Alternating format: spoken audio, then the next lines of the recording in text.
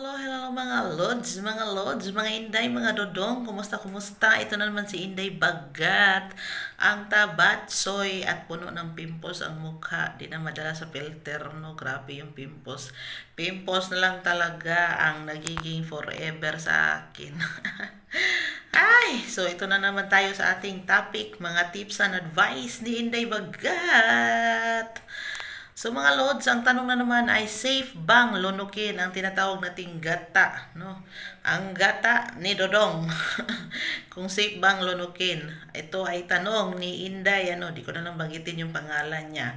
Basta nag-message siya sa aking messenger at doon siya nagtanong nga safe ba. Ilang beses daw siyang nakalunok, no?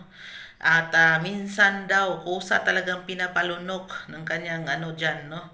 So sabi daw niya, minsan kahit ayaw kong lunukin, pinapalunok pa rin sa akin. At ako na may tanga, at ako na may, sobrang mahal daw niya yung lalaki. So ngayon nagtatanong siya kung safe ba daw, wala ba daw mangyayari, no?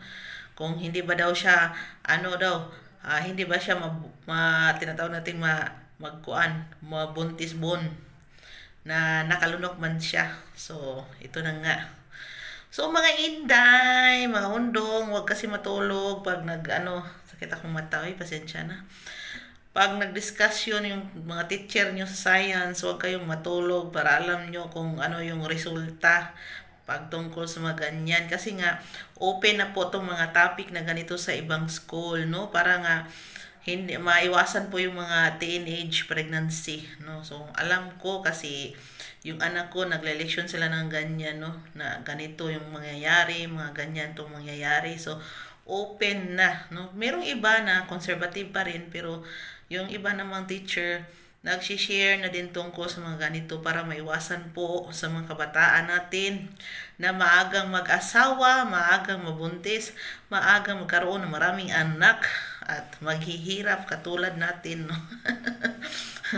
So yun na nga, no? So ito na nga, kung makalunok ba ng gata, ano yung mangyayari sa katawan mo pag makalunok ka ng tinatawag nating gata. So of course, ma-flash lang yan, maano lang yun doon sa stomach natin, no? Pero marami siyang benefits, oy. Lalo na pag nilalagay mo yan sa mukha. Siguro kaya ito naging ganito yung mukha ko kasi wala na akong mask. Ganin. Ginagawa yung mask sa mukha ng mga babae. Nagiging pino ang kutis ng babae. Naging maganda yung kutis ng babae pag nilalagay sa mukha, no? Hindi lang nilulunok kasi nga Diyan po tayo nabuo. Kasi kung wala yan, hindi tayo nabubuo, no? So, pag nabuo tayo dyan, it means dami siyang nutrients, dami siyang mga multivitamins dyan, no? So, napaka-safe po yan, lunukin. Pero nagdidepende po rin yan sa nagmamay-ari ng kanyang gata.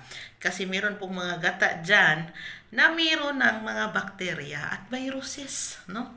Kasi kung sino-sino kasi yung mga kaanuhan nila, no? At yung pinapasok pa nila doon sa sa exit, alam mo na yung exit na tutukoy ko. Imbis ipasok sa entrance, doon sa exit ipapasok, no?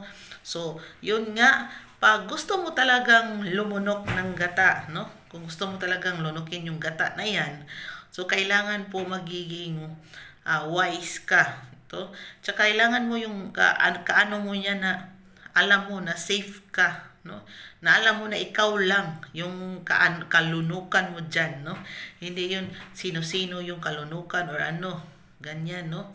So sana na-gets ninyo ang sinasabi ko.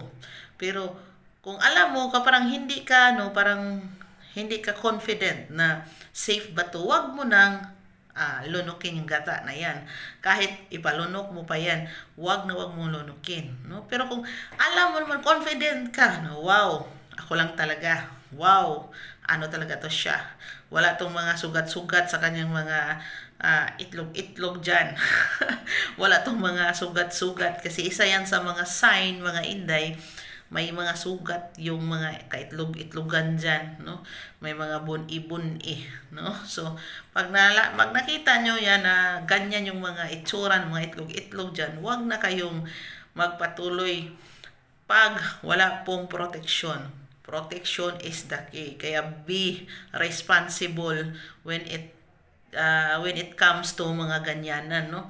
Kailangan talaga with protection, hindi yung basta bikaka ka lang dyan, ha? No? So, yun na nga, safe siyang lunukin, no? Nagbibigay yan ng, nakakawala yan ng stress, nakakawala yan ng anxiety, nagbibigay yan ng maraming vitamins and minerals sa katawan. Maganda yung imas sa mukha. Ito, wala na tong, hindi ko na kasi naranasan ang magganyan na ilagay sa mukha. Kaya ito na yung nangyari.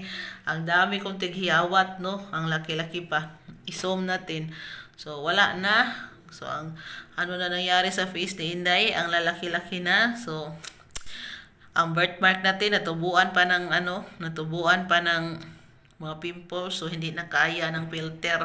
Hindi na kaya itago kung gaano kapangit si Inday Bagat. Pero kahit pa naman, kailangang patuloy ang buhay at lumaban. Kahit wala tayong mga love life dyan, wala mo lang good morning, good night, laban pa rin. So, kung meron kayong mga katanungan pa, wag po kayong i-message ako sa aking FB, Inday Bagat. Dalawa yung account ko, kahit saan doon, pwede kayong mag-message sa akin. I'm willing to reply pag hindi po ako busy, no? So, salamat sa 6,000 ko nanonood at patuloy na nanonood at nagsuporta sa akin. I love you all. Bye-bye.